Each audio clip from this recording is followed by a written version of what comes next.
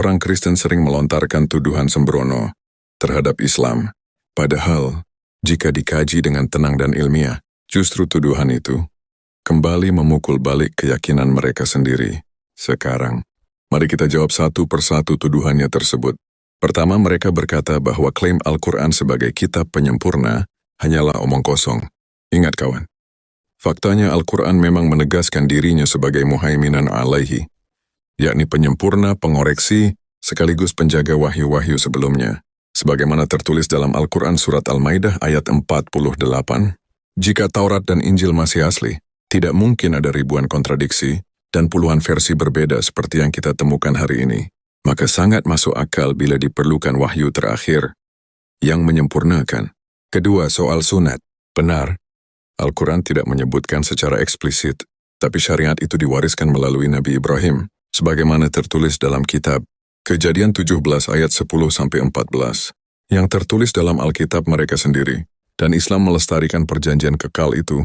Jadi Al-Quran tidak perlu mengulang semua hukum yang sudah jelas dari tradisi kenabian. Ketiga, tentang salat 5 waktu. Al-Quran menyebut perintah salat berulang kali, seperti tertulis dalam Al-Quran Surat Hud ayat 114, Al-Quran Surat Al-Isra ayat 78, dan Surat Taha ayat 130, dan tata waktunya dijelaskan oleh Nabi Muhammad melalui sunnah. Justru inilah bukti bahwa Islam bukan hanya teks mati, tapi ajaran hidup yang menyatu antara wahyu dan praktik Rasul. Keempat, tuduhan bahwa Allah tidak dikenal Yahudi dan Kristen. Ini keliru besar. Ingat kawan, kata Allah adalah bentuk bahasa Arab dari Eloah dalam bahasa Ibrani, dan Elah dalam bahasa Aram. Bahkan, Yesus sendiri berdoa dengan kata Eloi dalam Markus 15 ayat 34, yang serumpun dengan Allah.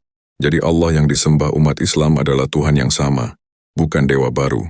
Kelima, mereka menuduh Allah tidak mengenal Yesus, padahal dalam Al-Quran, nama Isa Al-Masih disebut lebih dari 20 kali, lengkap dengan kisah kelahiran mukjizat, bahkan klarifikasi bahwa beliau hanyalah utusan, bukan Tuhan.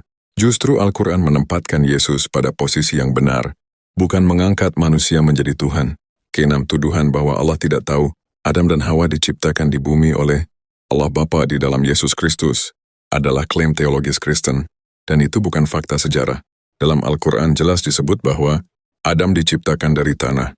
Al-Quran Surat Al-A'raf ayat 11 dan Al-Hijr ayat 26. Dan perlu dicatat pula, konsep Allah Bapa dalam Yesus Kristus tidak dikenal oleh nabi-nabi Yahudi. Abraham, Musa, dan Daud tidak pernah menyebut Allah dengan sebutan itu. Jadi siapa sebenarnya yang membuat doktrin baru? Ketujuh, soal kenabian Muhammad tidak diakui.